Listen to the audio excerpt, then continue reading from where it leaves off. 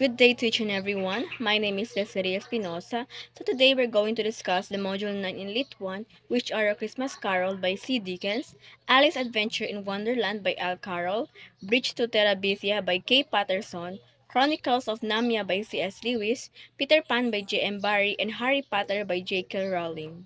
Ebenezer Scrooge, a mystery old man, is haunted by three spirits on Christmas Eve. The ghost of Christmas past, who shows him scenes by his childhood, softens his heart and makes him regret his failures for generosity.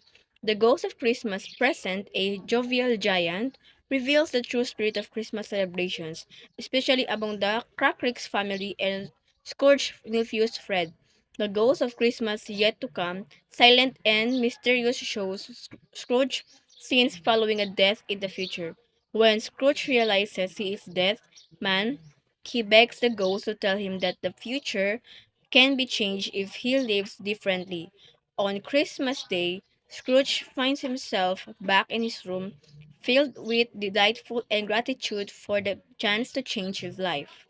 He becomes a benefactor to the Cartridge and a generous, well-loved man, always keeping the spirit of Christmas in his heart. Charles Dickens, born into a middle-class family, faced financial difficulties due to his father's spendthrift nature. In 1824, he was committed to the Marshalsea prison, forcing him to leave school and work at a shoe blacking factory. This experience influenced his writing and outlook. By 1842, Dickens had six major works, several short stories, novellas, and other pieces. His novel Martin Chuzzlewit was his favorite, but sales were disappointing. The Victorian era saw a growing interest in celebrating the Christmas season with the introduction of Christmas tree and the revival of interest in Christmas carols. Dickens' first Christmas story was Christmas Festivities, published in Bell's Weekly Messenger in 1835. Alice, a young girl who dreams of following the white rabbit down a rabbit hole, is introduced to a world of bizarre adventures with illogical and strange creatures. Alice encounters the caterpillar, Duchess, Cheshire Cat, and attends a tea party with the Mad Hatter and the March Hare. She plays crochet with an unmanageable flamingo and uncooperative hedgehogs, and the queen calls for the execution of almost everyone present. Alice is called as a witness in the trial of the Knave of Hearts, accused of having stolen the Queen's tarts. When the Queen demands her beheading, Alice realizes the characters are just a pack of cards. The story was originally told by Carol to Lorena, Alice and Edith Liddell on a picnic in 1862. Carol revised and expanded the storybook, which initially baffled critics but appealed to children's sense of the ridiculous.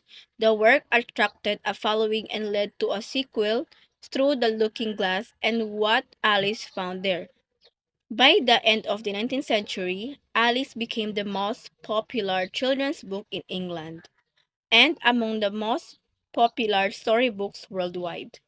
Charles Ludwig Stockton, January 27, 1832, January 14, 1898, better known by his pen name Lewis Carroll, was an English author, poet, mathematician, and photographer. His most notable works are Alice's Adventures in Wonderland, 1865, and his sequel to The Looking Glass, 1877. He was noted for his facility with wordplay, logic, and fantasy. His poems, Jabberwocky, 1877, 71 rather, and The Hunting of the Snark, 1876, are classified in the genre of literary nonsense. Carroll came from a family of high church Anglicans and developed a long relationship with Christ Church, Oxford, where he lived for most of his life as a scholar and teacher. Alice Liddell, a daughter of Henry Liddell, the dean of Christ Church, is widely identified as the original inspiration for Alice in Wonderland, though Carroll always denied this. An avid puzzler, Carroll created the word ladder puzzle, which he then called Doubtlets, which he published in his weekly column for Vanity Fair magazines between 1879 and 1881. In 1982, a memorial stone to Carroll was unveiled of Poets' Corner in Westminster Abbey. There are societies in many parts of the world dedicated to the enjoyment and promotion of his works. Bridge to Terabithia is a story about fifth grader Jess Eros and his new neighbor Leslie Burke, who form a strong friendship. They create an imaginary kingdom, Terabithia, to escape mundane lives and assert their reign. The story explores themes of friendship, identity, and courage. As their friendship depends, Jess experiences emotions of appreciation and empathy, influenced by Leslie's creative perspective.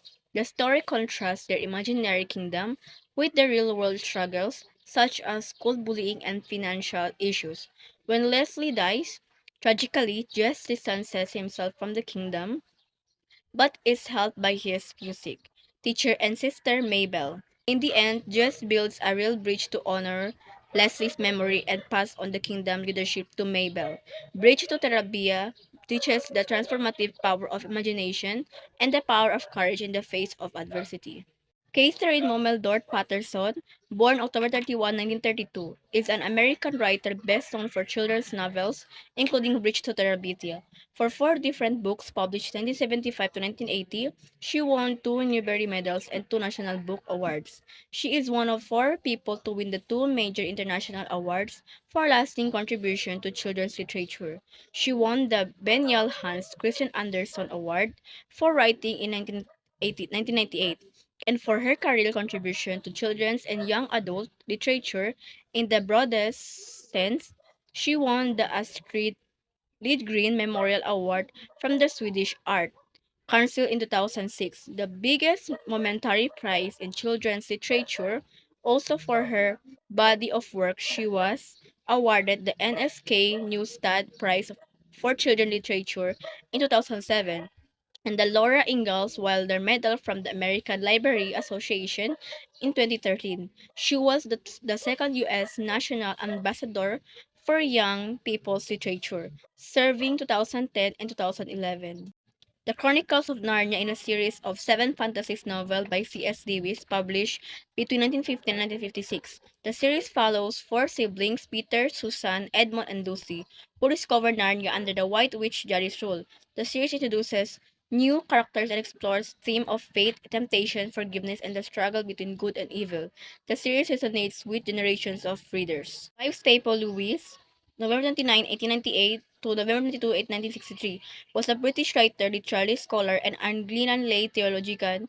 He held academic positions in English literature at both Magdalen College, Oxford in 1925 to 1954, and Magdalene College, Cambridge 1954 to 1963. He is best known as the author of the Chronicles of Narnia, but is also noted for his other works of fiction such as the Screwtape Letters and the Space Trilogy, and for his nonfiction, Christian apologetics, including Mere Christianity, Miracles, and the Problem of Pain. Peter Pan is a J.M. Barrie story that follows the darling children, Wendy, John, and Michael, on their journey to Neverland, a magical island. Wendy, trapped in a drawer, joins Peter, who lives with the Lost Boys. They encounter pirates and redskins, but Wendy becomes their mother. Peter saves the children and Wendy, and they return to the Darling home. Mrs. Darling introduces Wendy to Peter, who wants her to return to Neverland for spring cleaning. Years pass without Peter visiting Wendy, but one night Peter appears to take her to Neverland. Jane, familiar with Peter's stories, flies with Peter to do this spring cleaning. Sir James Matthew Barrie, 1st Baronet, May 1860 to 19 June 1937, was a Scottish novelist and playwright best remembered as a creator of Peter Pan. He was born and educated in Scotland and then moved to London, where he wrote several successful novels and plays. There he met the Llewellyn Davis boys, who inspired him to write about a baby boy who has magical adventures in Kensington Gardens.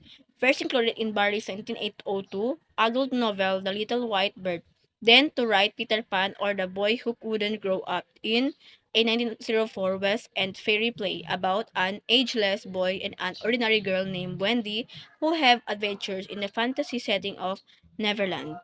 Harry Potter, a wizard, discovers his magical powers at age 11 and attends Hogwarts School of Witchcraft and Wizardry. His parents are murdered by Voldemort, but he survives with a lightning-shaped scar. Harry forms friendships with Ron Weasley and Hermione Granger, faces challenges from Albus Dumbledore, Severus Snape, and Quirinus Quirrell. In Harry Potter and the Chamber of Secrets, he defeats Voldemort's Basilisk. In Harry Potter and the Prisoner of Azkaban, he helps Cyrus Black escape on Hippogriff.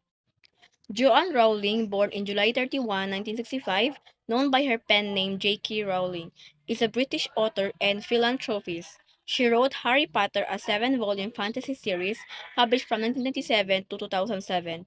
The series has sold over 600 million copies, been translated into 84 languages, and spawned a global media franchise, including films and video games.